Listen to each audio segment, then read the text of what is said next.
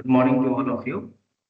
I welcome all of you on our fourth day faculty development program on topic tools and techniques, basic concept, understanding and application of research methodology.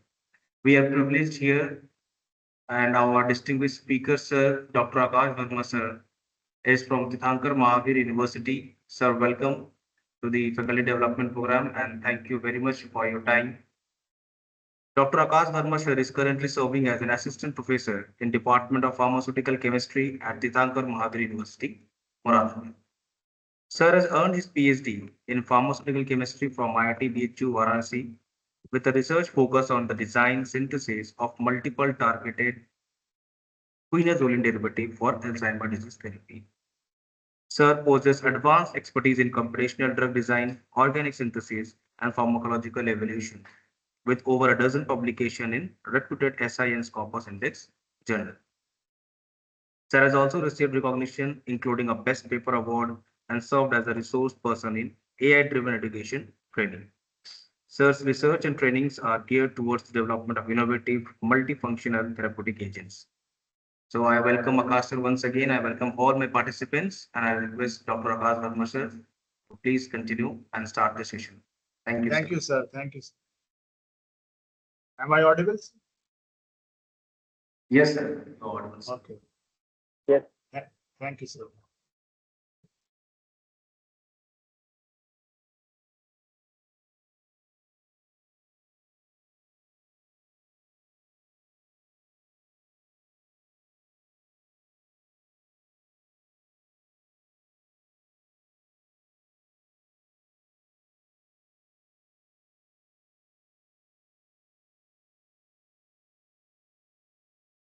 I'm just sharing my screen. Is it visible? Yes, sir. It is visible. Okay.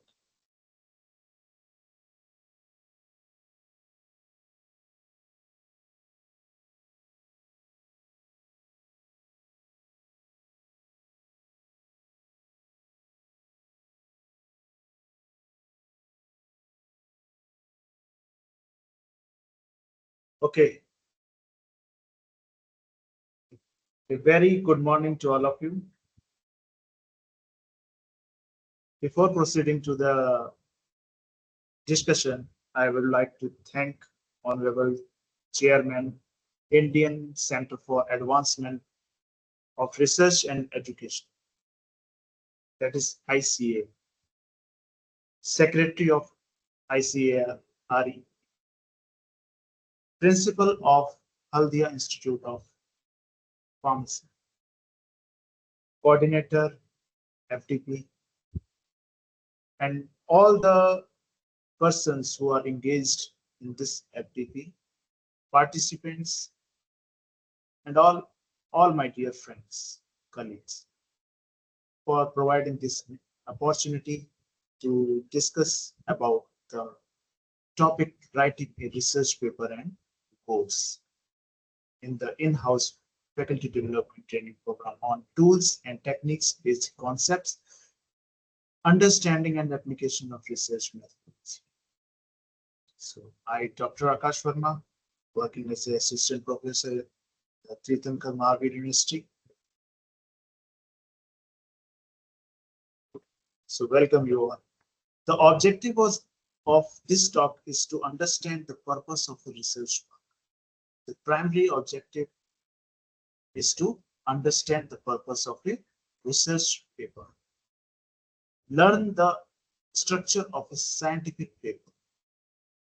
Discuss key elements of high quality writing. Guidelines for submission and tips to avoid common mistakes. So these are the common objectives of this talk. Okay. So the initial question is, what is research paper? It is a structural document communicating original research, or you can say that it is a detailed study of any related work. So, it is a detailed study of any topic through which you can extract the information and problem statement, and based on that you put an hypothesis and deal with the situations which you are faced in the during your research work. So it is a structured document communicating original research. It serves to share knowledge, validate and disseminate findings, contribute to the scientific.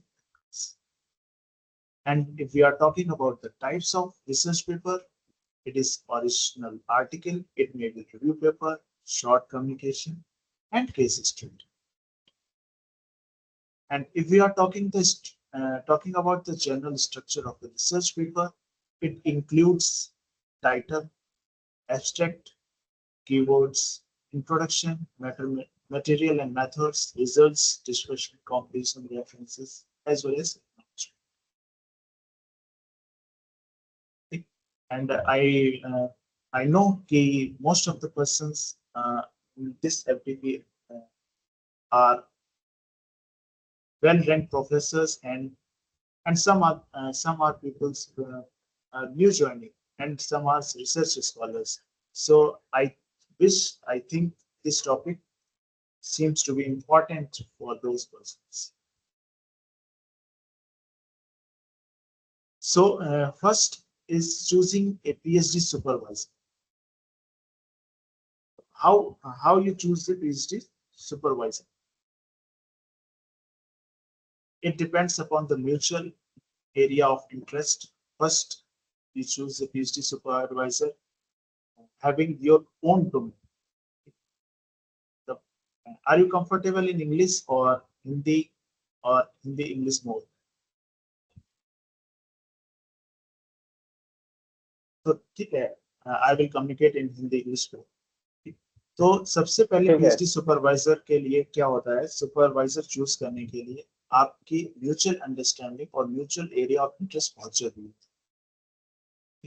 उनका क्या topic है, आपका क्या topic है, वो overlap होना चाहिए, वो अलाइंड होना चाहिए.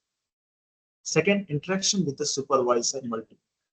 So you have to interact with your supervisor multiple times or several times.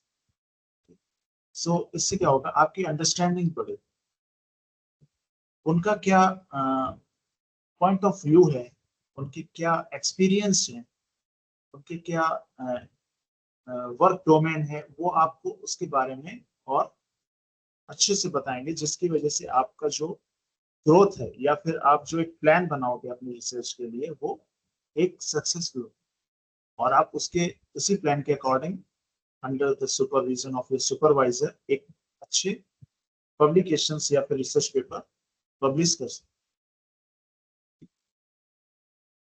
It also depends upon the novelty of the research topic.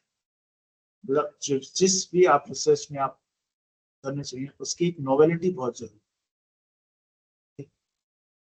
Innovative mind, innovative ideas, innovative skills, perceived impact of the research, comfortable with the chosen method. So it is very important. आप वही work choose करें जिसमें आप comfortable या जिसमें आपका interest. ऐसा नहीं कि हमने कोई भी टॉपिक चूज कर लिया या फिर उसको गाइड ने बोल दिया कि आप इस पे काम करें. नहीं, आप अपना भी कॉन्सेप्ट रखिए कि नहीं, मुझे इस टॉपिक पे इंटरेस्ट है और मैं इस पे अपना काम करना चाहता हूँ और मेरा जो प्रपोज्ड एक वर्क है वो ये है, and it will surely benefit you. ठीक है. And what possible problems may be arise during your PhD work and how you are going to deal. तो ऐसा नहीं है, PhD में आपने कोई भी वो आपने एक रिसर्च प्रपोजल बनाया, ठीक, आप उस पे प्लान ऑफ वर्क बनाए, आपने उसमें एग्जीक्यूट किया, तो during your process PhD work आपको बहुत सारे प्रॉब्लम्स भी फेस करते. ऐसा नहीं कोई भी आपने प्रोटोकॉल फॉलो किया या प्रोसीजर फॉलो किया, यू हैव टू एक बार फेल हो, दो बार फेल हो, मल्टीपल टाइम्स फेल, बट जब फेलियर्स होते हैं वो आपको कुछ ना कुछ सिखाते हैं। फेलियर्स जब आपको कुछ सिखाएंगे तो आप उसको डील करोगे कि कहाँ पर गलती हुई, एंड हम उसमें क्या जो है ना वो उसमें चेंजेस कर सकते हैं जिससे वो ठीक हो। तब वो आप जो है ना एक रियल वर्क करें।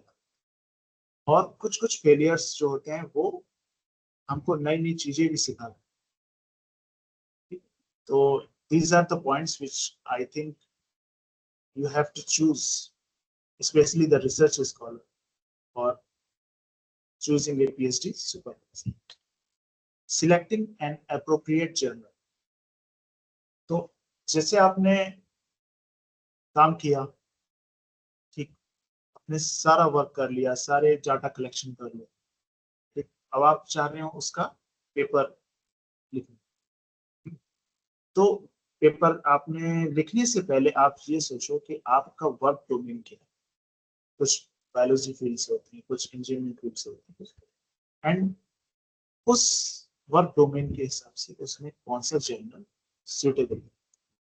सो selecting an appropriate journal is very important.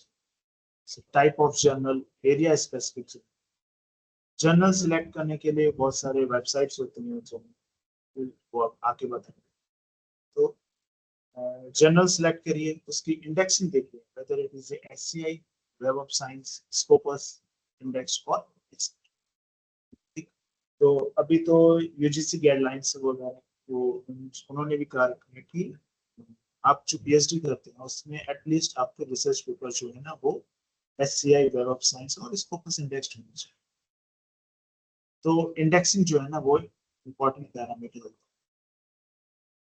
Second चीज क्या है, ranking of the journal, whether it is a Scopus Q1, Q2, Q3, based on their based on based on your research, आपके research work कैसा है, उसकी quality कैसी है, quantity कैसी है, उसके उसमें डाटा कितना है, उसमें वैलिडेटेड है या फिर वो डाटा वैलिडेटेड है या फिर रिप्रोड्यूसिबल है।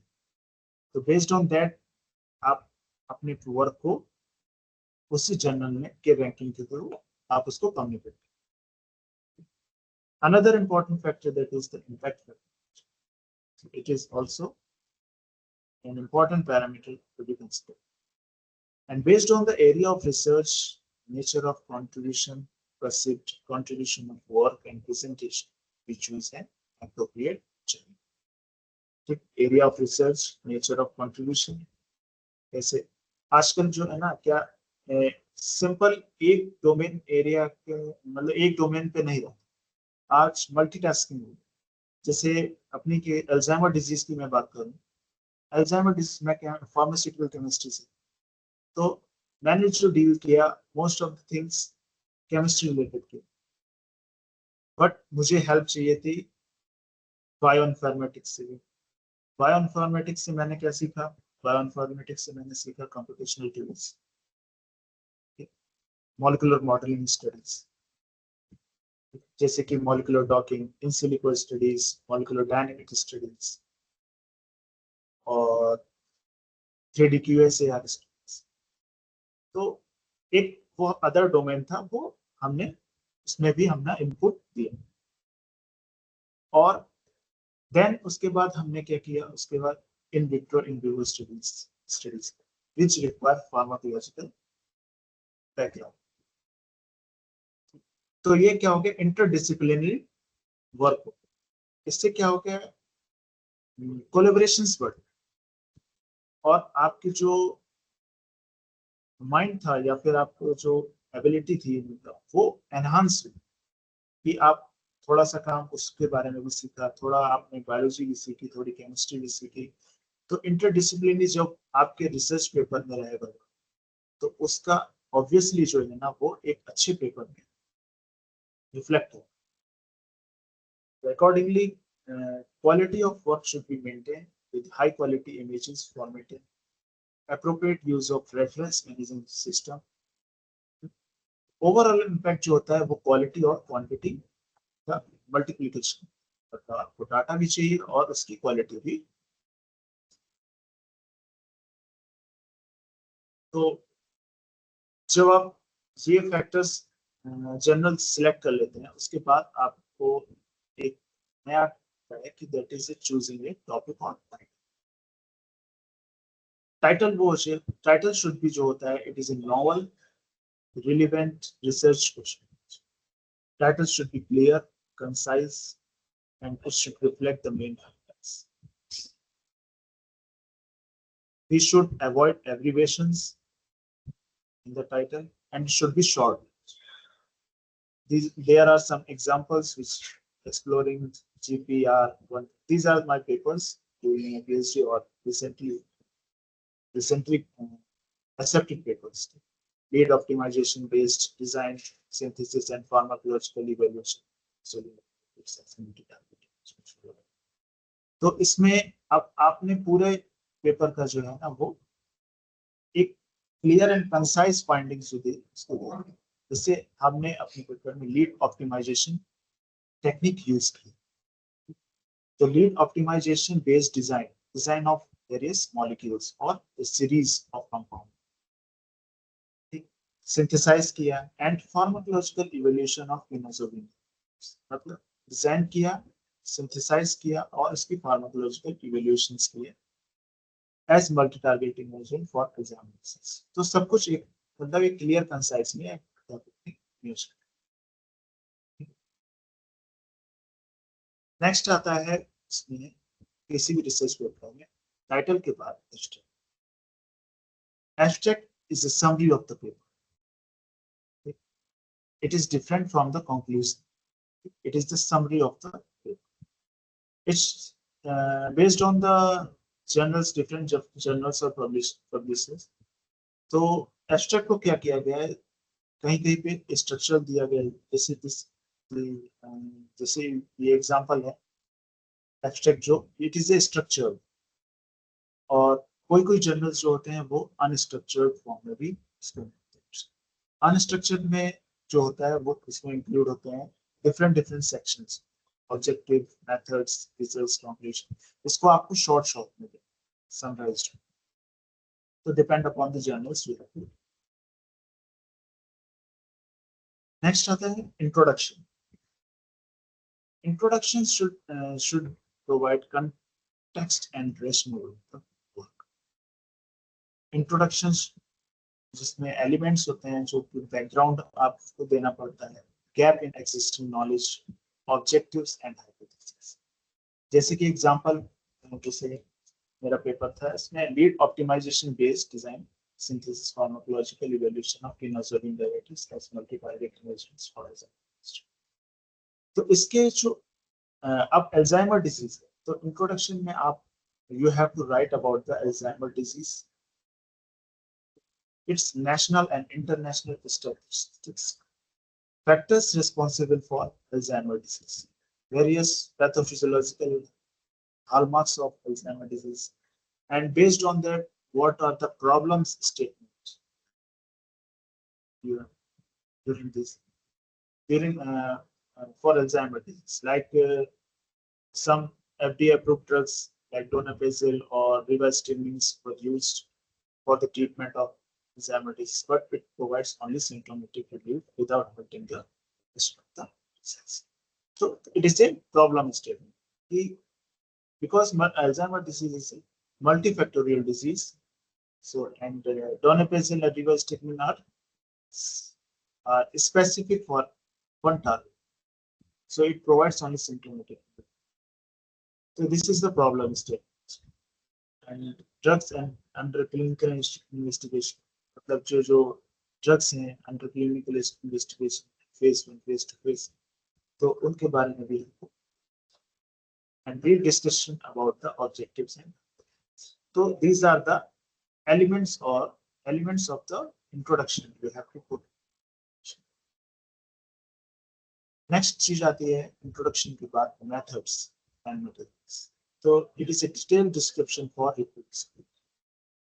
It includes study design, materials and tools which were used during your work, procedures which you are following during your work, and statistical analysis. After material methods, you have to put your results. Results find and create. And I suggest you should use tables, figures, and charts more as compared to the text, because it क्या बोलते हैं उसको कि मतलब एक presentation आपको होनी चाहिए पेपर, क्योंकि हम लोग जो है ना फिगर्स को जल्दी समझ में आता है as compare to the text पर। तो अवॉइड इंटरप्रिटेशंस अवॉइड इसमें नहीं होता है, क्योंकि रिजल्ट्स आपने रिजल्ट सेक्शन में आप सिर्फ फाइंडिंग्स ही लिखते हैं। डिस्कशन सेक्शन में जो है ना आप उसको इंटरप्रेट करोगे एंड उसको डिस्कस करोगे और इसको प्रीवियस स्टडीज से कंपेयर करोगे। In the discussion and conclusion section, you have to interpret the results, compare with previous studies, discuss implications, limitations, and future.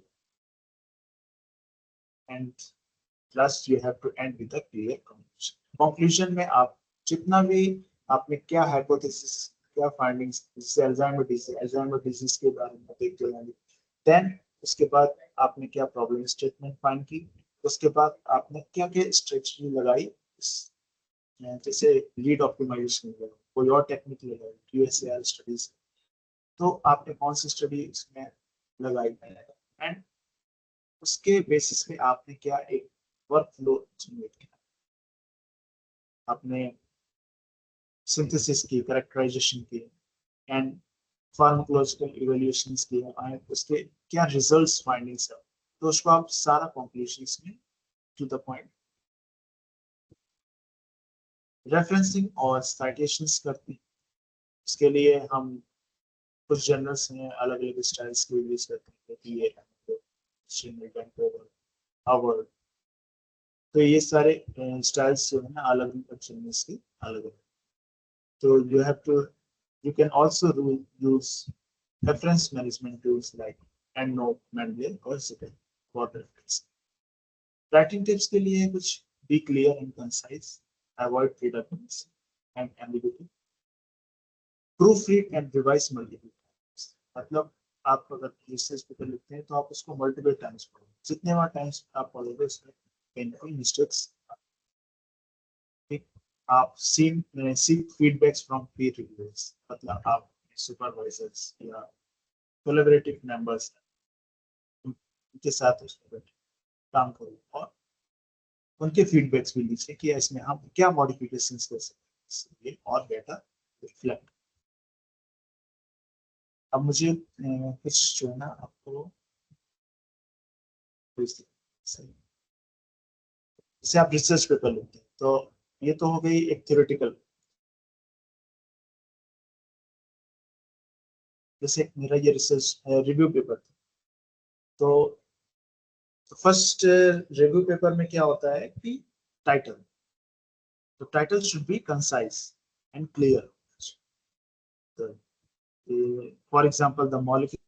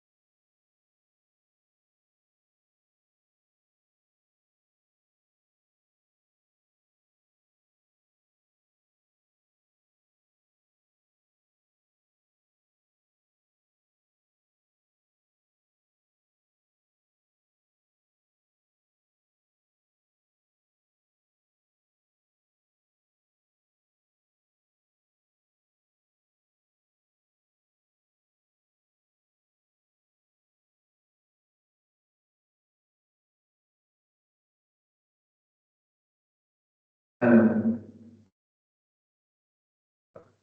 Hello, Doctor. I have some.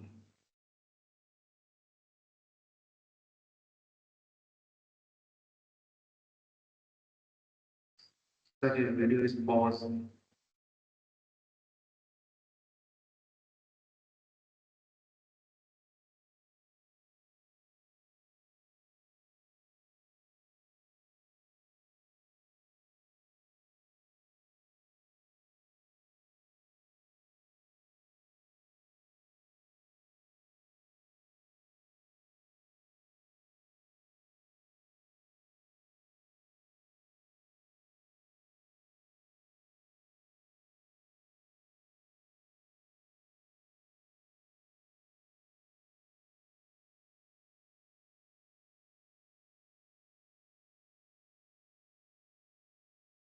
Here all kindly wait for few minutes.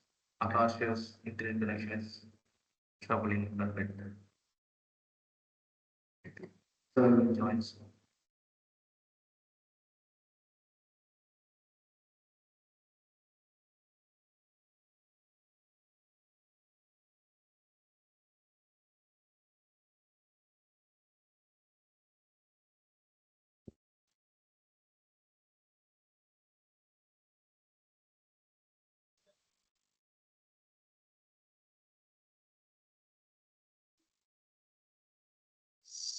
तो हम लोग कहाँ पर थे? Am I audible? Yes, sir, you are audible, sir. I can see the screen. So, so we are talking about the title. So it includes, it should be clear and concise. So the molecular mechanism, targets, and novel molecules in the treatment of this. This is my reviewer reading my PhD. So this review comprises the molecular mechanisms, targets, and novel molecules which are used or which are recently reported in the treatment of Alzheimer's disease. So it comprises all these things. So first thing is abstract. The abstract should be, it is a summary of your, it should be not more than 200 words. And your 200 words. तो इसमें जो है आप इसकी मतलब पूरे paper की आप समरी लिखें. एंड वन थिंग आप जो नोट करेंगे वो ये चीज है कि आप जो भी लिखें वो फर्स्ट लाइन और सेकंड लाइन कनेक्टेड होनी चाहिए. ऐसे नहीं कि आपने फर्स्ट लाइन कुछ और लिखी सी है. तो each and every line should be interconnected. After abstract, you have to provide some keywords. Keywords are the words basically which are used in your paper significantly. मतलब बहुत बार यूज होंगे. मतलब these are the keywords. तो आपको keywords दिए जाएंगे. Introduction में आप इस अभी मैंने स्लाइड्स में डिस्कस किया था कि आप अबाउट द अल्जाइमर डिजीज के बारे में इंट्रोडक्शन देना है आपको, उसके पैथोफिजियोलॉजी, हॉलमार्क्स और जो ड्रग्स हैं उसके बारे में आपको थोड़ा थोड़ा देना कि आप रिव्यू पेपर में आपने क्या क्या इंप्रूवमेंट किया है. ठीक. अब molecular mechanism and major targets. अब ये आगे आपका मतलब और अंदर अंदर आप उसकी डीप स्टडी करना, आप उसके बारे में बताना चाहते हैं. जैसे इसमें अल्जाइमर डिजीज की मॉलिक्यूलर मैकेनिज्म, इसमें कौन कौन सी हाइपोथेसिस है, because it is a multifactorial disease. तो इसमें ये सारे hypothesis, it MAO-B hyperactive oxygen, hyperactivation, NMDA hyperexcitations, lipid dysfunction studies, pathogenic involvement, neurovascular dysfunctions, amyloid beta formations, hyperactivation of chemistries. So these are the factors which are responsible for the progression of Alzheimer's. ठीक. सबके बारे में हमने detail descriptions. Tau hypothesis, SDAC inhibition, dyshomeostasis, pathogenic cyclase inhibition, neurovascular dysfunction.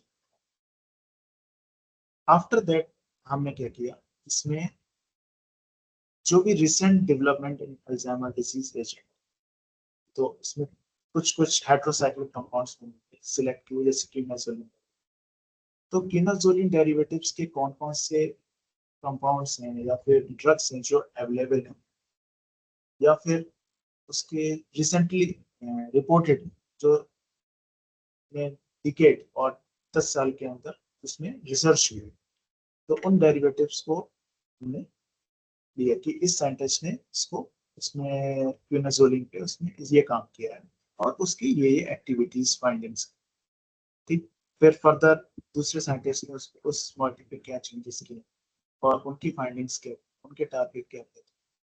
तो इससे क्या होगा, एक तरीके से मतलब हमको पूरा मतलब बन जाएगा कि क्विनाजोलिन पे कितना वर्क हुआ है और कहाँ कहाँ पे सब्स्टिट्यूशंस किए गए, जिससे क्या क्या टारगेट्स में चेंजेस हैं या उसकी एक्टिविटीज से फार्माकोलॉजिकल इफेक्ट्स प्रोड्यूस हुए। तो एक स्ट्रक्चरल एक्टिविटी रिलेशनशिप हमने तय है। तो दीज आर द क्विनाजोलिन डेरिवेटिव, इसमें कहाँ कहाँ पे चेंजेस हमने किए, इससे क्या क्या इफेक्ट्स प्रोड्यूस हुए।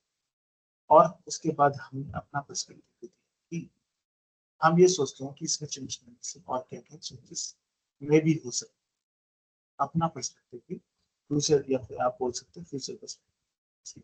ऐसे सिमिलरली फ्लेवोनॉइड डेरिवेटिव्स और इसका सार पर्सपेक्टिव, देन फ्लेवोनॉइड हो गया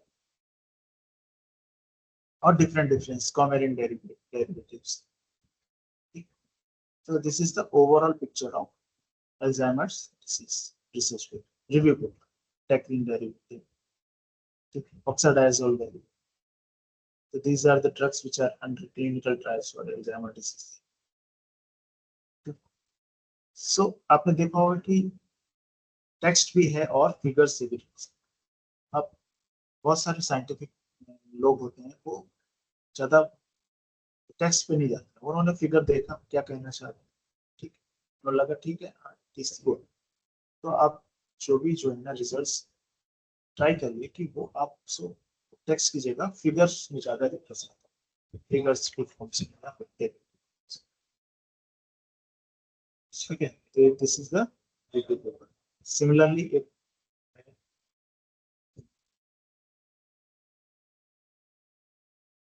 my research paper, this is our research paper. तो similarly title, keywords, abstract introduction में जैसे results and discussion, results and discussion में आपने कौन से स्टेज लगे, ठीक, जैसे लीड ऑप्टिमाइजेशन लगा, लीड ऑप्टिमाइजेशन में आपने क्या किया, लीड ऑप्टिमाइजेशन मतलब कुछ हिट था या फिर पुरानी स्टडीज से लीड मिला, उसको आपने ऑप्टिमाइज किया और बेटर फार्माकोलॉजिकल, उसको ऑप्टिमाइज करना है। उसके लिए आपने ऑप्टिमाइजेशन टेक्निक्स कौन कौन से लिए, जैसे मैंने इसमें ऐसे esterification and habit pharmacophore approach, ठीक। तो उससे अप्रोच लगाने के बाद कुछ स्टडी की मैंने, रिव्यू ऑफ लिटरेचर का देखा कि इस मॉइटी पे कौन कौन से वर्क हुए और इसमें कौन कौन सी एक्टिविटीज आई और इसको हम कैसे इन्हांस कर सकते हैं। तो बेस्ड ऑन दैट हमने ये मॉलिक्यूल, तो ये तो होगी। फिर उसके बारे में हमने केमिस्ट्री पढ़ा कि कैरेक्टराइजेशन, हमने एक स्कीम डिजाइन की, स्कीम डिजाइन करने के बाद हमने उसको कैरेक्टराइज किया through various spectroscopic techniques FT वगैरह, मास। कैरेक्टराइजेशन के बाद हम उसके, हमने उसको कि जितने डेरिवेटिव्स हैं उसके डेरिवेटिव्स, उसकी फार्माकोलॉजिकल एक्टिविटीज है, जैसे cholinesterase inhibition, enzyme kinetics, reversibility study, उसके डिस्कशंस, ठीक। तो ये तो ऐसे आप एक मतलब डिस्कशंस करते, जो भी फाइंडिंग्स हैं उसको आप एक टेक्स्ट में भी लिखेंगे और फिगर्स में भी, जहाँ फिगर्स अवेलेबल हैं उसको फिगर्स ऐसे। These are the molecular modeling of talking instruments.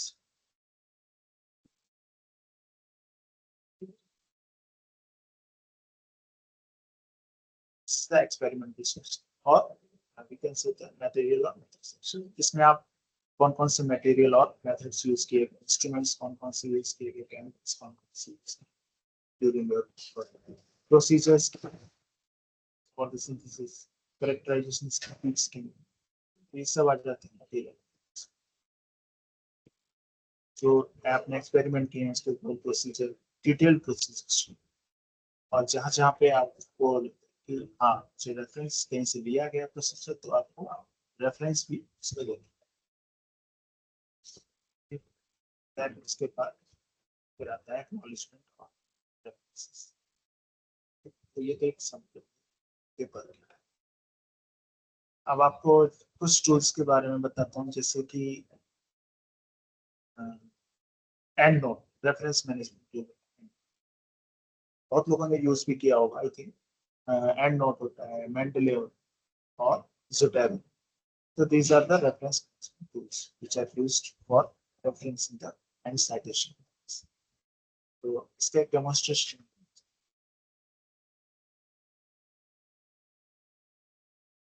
जैसे एक कीवर्ड फाइल फॉर एग्जाम्पल, अब मैंने एक टेक्स्ट लिखा, एक तो अब मुझे इसको साइट करना है, तो EndNote,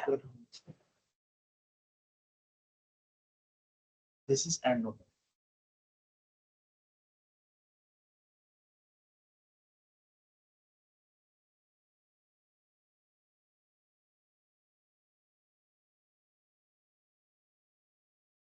file new library, we have to create a new library for new document और वर्ड फाइल।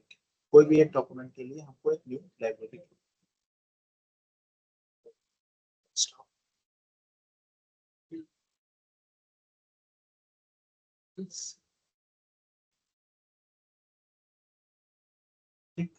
एक न्यू लाइब्रेरी क्रिएट।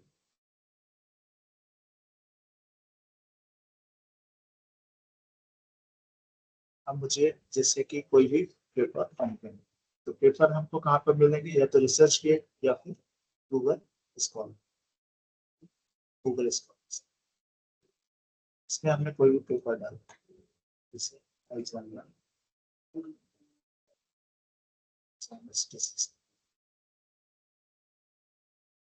अब आई थिंक मुझे इसको साइट करना, तो हम क्या करेंगे इसको, अब इट विल प्रोड्यूस कि आपको किस स्टाइल में आपको reference, whether it is MLA, APA, Chicago, Harvard, Vancouver हमने सिलेक्ट किया, and note will down.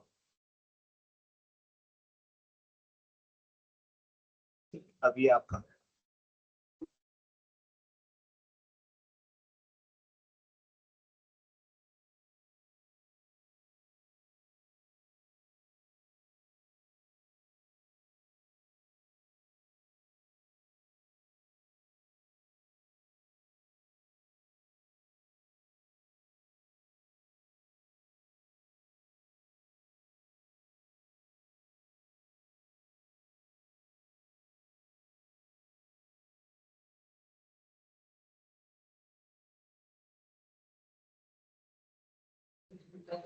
yeah, it is sharing.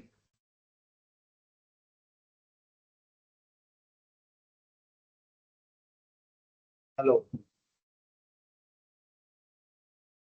Hello, Yes, sir. My Hello. Screen is,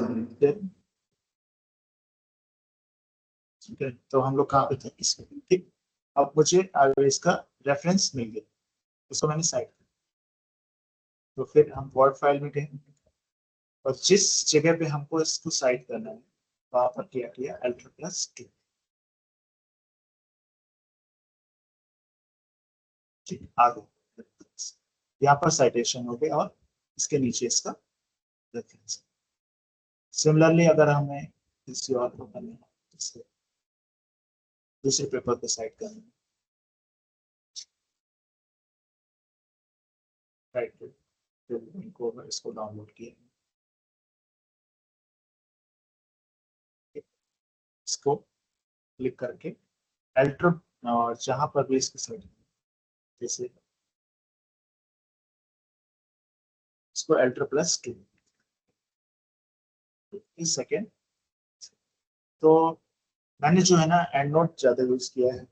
आप एंड नोट की जगह आप कोई और रेफरेंस मैनेजमेंट टूल भी यूज कर सकते हैं, जैसे कि मेंडले और सेकेंड, ठीक। तो ये Mendel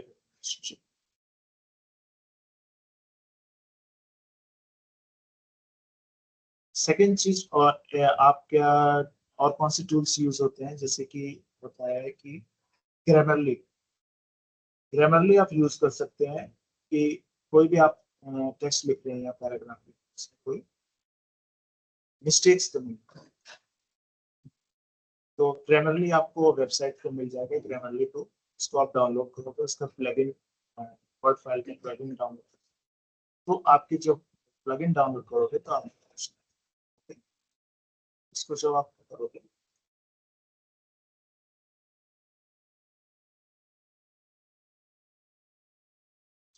so it will show some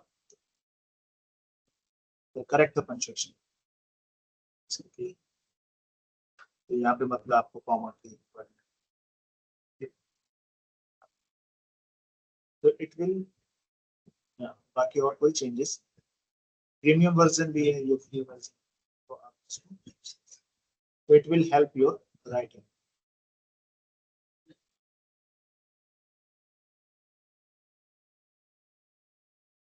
और क्या क्या टूल्स यूज कर सकते हैं, जैसे साइटेशन के लिए और रेफरेंसिंग के लिए आपने एंड नोट यूज किया, जिटर, राइटिंग के लिए आपने ग्रामरली यूज किया, आप लोग एक बहुत ज्यादा यूज करते हो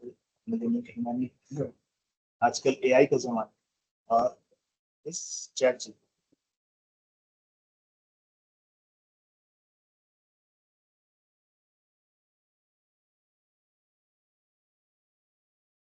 चैट जीपीटी आप सब लोग अप्लाई कि इसमें आप कोई भी पूछना चाहते हो कि किसी टॉपिक के बारे में, तो इट विल हेल्प यू।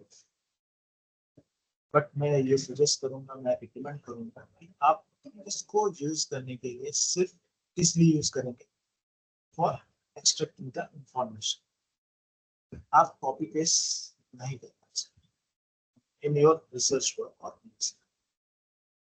आजकल ऐसे टूल्स भी आ गए हैं जो एआई डिटेक्ट कर काम, तो वहां पर आप फर्स्ट कॉपी पेस्ट किया फ्रॉम दैट, तो आप इसका इट इज वेरी यूजफुल, आपको कुछ इंफॉर्मेशन चाहिए हो related to your work, whether it is as मतलब कोई भी बात है आपको डोमेन जिस एरिया ऑफ इंटरेस्ट में आपको surely, but for information extraction एक और टूल है जिसका नाम है ग्राफिक। ग्राफ एंड क्विज क्या करते हैं, जैसे आपको कुछ ग्राफ्स दिखाने या स्टैटिस्टिकल एनालिसिस लगानी है आपके अपने मैन्युस्क्रिप्ट में दिखाने के लिए, तो it will produce good effect, this is a graph and quiz, और this is self induced experiment of exam quizzes related to the analytical, तो इसमें आपने जो भी एक्टिविटीज हैं इसमें आपने इस यहाँ पे इनपुट की और उसके हिसाब से ये एनालाइज कर लेंगे, जैसे column statics, it will produce column statics similarly, और इसको एनालाइज करने के लिए आप डिफरेंट डिफरेंट कर सकते हो, जैसे non linear regressions, linear regressions, area under curve, Michaelis Menten reactions for the enzyme kinetics. So group analysis is one way ANOVA, two way ANOVA, t-test. It will produce numerous statistics, and based on that, it will produce graphs of results in the form of graph. तो इससे आपको मतलब chances of मतलब it will produce a good effect. This is very useful tool. However, it is great. Next आता है जो chemistry background से होंगे उनके लिए कैमड्रॉ।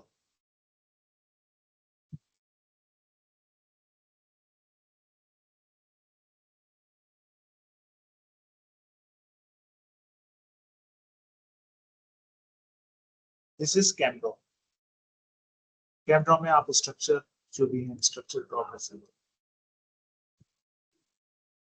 जिस स्टाइल में आपको चाहिए, किसी तो आप इसको कोई भी स्ट्रक्चर डेवलप कर सकते और इसमें ऑर्बिटल्स डिफरेंट डिफरेंट चीजें हैं, जैसे ऑर्बिटल्स हैं, जैसे शेप्स हो गए, एस बॉन्ड हो गए, एच बॉन्ड हो गए, डबल बॉन्ड, ट्रिपल बॉन्ड, कुछ टेम्पलेट्स भी आते हैं जैसे अमीनो एसिड्स, एनाटॉमी, फिगर्स वगैरह बनाने में भी इट विल बी यूजफुल। और फिगर्स के लिए एक और यूज होता है, this is a paid person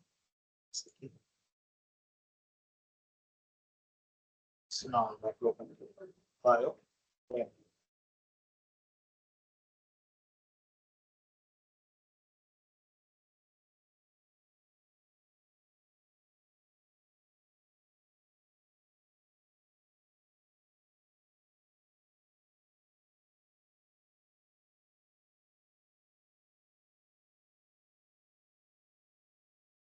आप ऐसे भी कर सकते हैं, simple.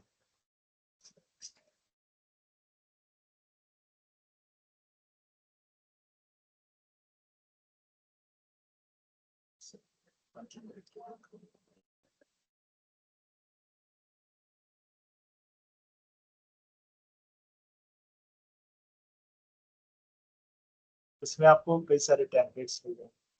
It is it is try for free for 14 days। अब इसको it is a paid version, templates मिल जाते हैं डिफरेंट डिफरेंट, आप इसमें मेल क्रिएट कर सकते हैं illustrations। illustration के लिए आपको जैसे मैंने फिगर्स कुछ बनाया था,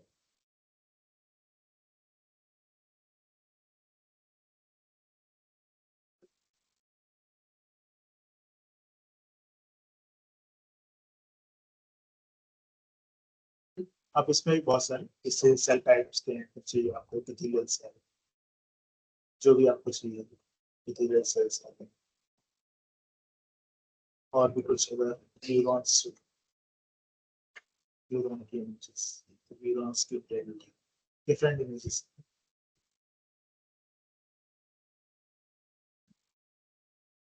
और T cell, T sales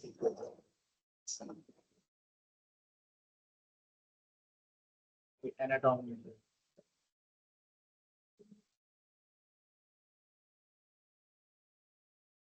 sections, different organs की sections, इसको भी it is a very useful।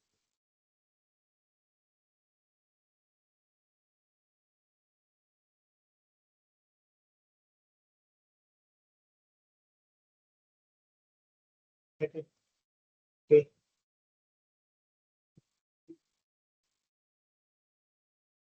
Common mistakes क्या हो सकती हैं? Plagiarism, plagiarism and poor submissions, over interpretation of results, poor language or grammar is submitting to the wrong channels। तो plagiarism आप जब आप खुद से लिखोगे विदाउट कॉपी पेस्टिंग, तो ऑब्वियसली है कि वो प्लेगराइज नहीं है। और साइटेशंस जो है ना, प्रॉपर साइटेशंस करो, जहां पर रिक्वायर्ड हो साइटेशंस करो, और ट्राई करना कि जो ओरिजिनल साइटेशन है वही, ओवर इंटरप्रिटेशन नहीं करना, जो रिजल्ट्स की इंटरप्रिटेशन जो एक्चुअल है, language should be grammarly corrected, और जो मैंने फर्स्ट पॉइंट बताया था, journal selection is very important. After writing submission review, हर एक जर्नल्स का अपने अपने ऑथर गाइडलाइंस होती है, इसको आप फॉलो करिए, फॉलो करने के बाद सबमिट करिए, सबमिट करने के लिए कुछ टाइम पीरियड होता है, फिर रिव्यू प्रोसेस जो होता है वो रिव्यूअर्स के पास रहता है। सारे जर्नल्स के अलग अलग हैं, कोई 2 रिव्यूअर के पास भेजते, कोई 3 रिव्यूअर के पास भेजते हैं, रिव्यू प्रोसेस होते हैं, उसके बाद वो अपने कमेंट्स देते हैं, उसको एड्रेस करिए, be prepared for revision and submission. कुछ टूल्स जैसे मैंने बताया कि जनरल फाइंडर्स के लिए science direct Google scholar for research के, फिर ऑनलाइन कोर्सेज भी होते हैं, इससे भी कुछ ग्रामर टूल्स होते हैं, जैसे grammar tool, reference manager, and plagiarism check कर देते हैं टर्म और क्यूल बोर्ड पे हमें पैराफ्रेजिंग दिया।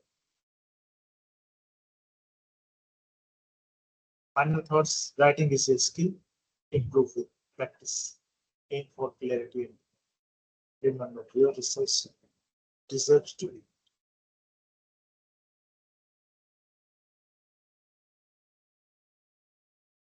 Any question?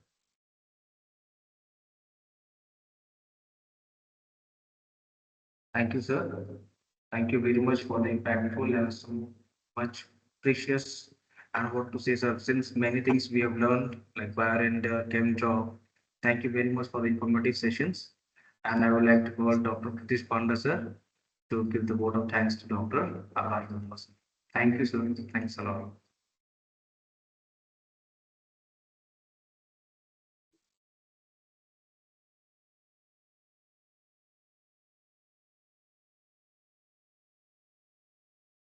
This is Dr. Panda. On behalf of Haldia Institute of Pharmacy, our active management, and the organizing committee, I would like to express my heartfelt gratitude to Dr. Akash Verma, sir, for his presence and gracing this occasion. And also, I would like to um, present my heartfelt thanks to all my dear participants, and last but not the least, to all the members who are involved in this occasion to making successful. Thank you, Akash sir. Thank you once again to all the participants, and thank you to organizing committee. Thank you.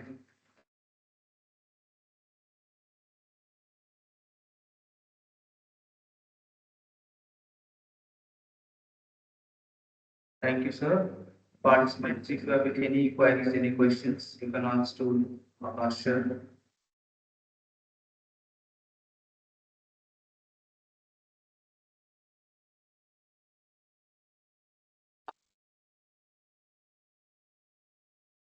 Hello, sir. Hello. Yes, ma'am. Pranjal Gujarati at this end. Sir, I wanted to ask you that is there any software available like BioRender which create the images at cellular and molecular level and which is of free because at primary ChemPro. stage. ChemPro. Hello. हाँ, ChemPro. अभी मैंने दिखाया था ना आपको ChemPro. ChemDraw is basically for to draw the structure related to chemistry, isn't it? नहीं, उसमें आप जो है ना दिखा सकते हो, जैसे ये कुछ टेम्पलेट्स हैं ना,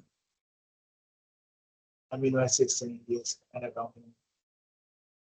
बस मोस्टली जो आपको ना इसमें आपको केमिस्ट्री रिलेटेड ही मिलेगा, बट मोर प्रिफर जो है ना वो मैं जो है ना बायोरेंडरी कर. आप ऐसा करिए, जो आप किसी ऑर्गेनाइजेशन में तो आपको सिंपल कि वो आप इसको फंड कर, या फिर अगर यूनिवर्सिटी या फिर इसको फंड नहीं करती तो आप, अगर आप किसी रिसर्च ग्रुप से किसी इसमें, तो आप कोलैबोरेट करके उसको परचेज करिए मिनिमम चार्जेस पर. But it is a very useful as per my skills. Okay.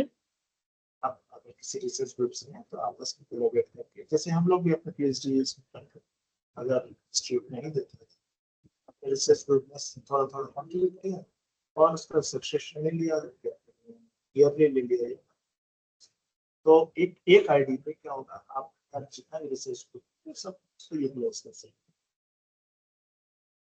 Okay, sir. But Thank as you पर so much, my sir. Suggestion BioRender is good. Okay, sir. Thank you. अब आपको और भी अगर आप Google पे देखेंगे तो वेरियस टूल्स मिल जाएंगे, but BioRender is the best. Okay, sir.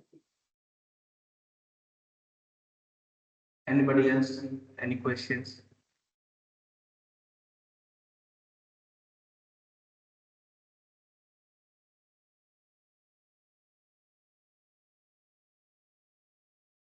Akash, there is a question. I think Ashwini has asked, is there another software other than GraphPad Prism?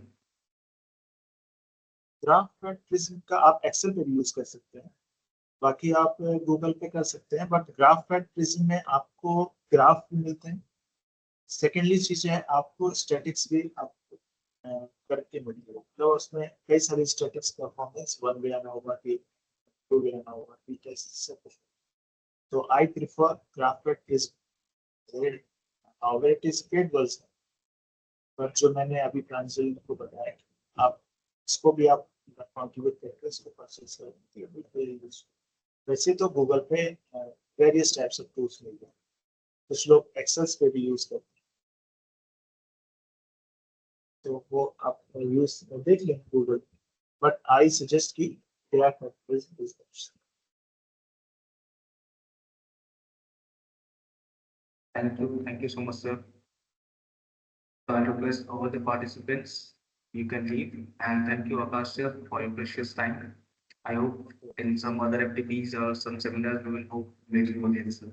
बिल्कुल बिल्कुल, Thank you very much, sir. Thank you all.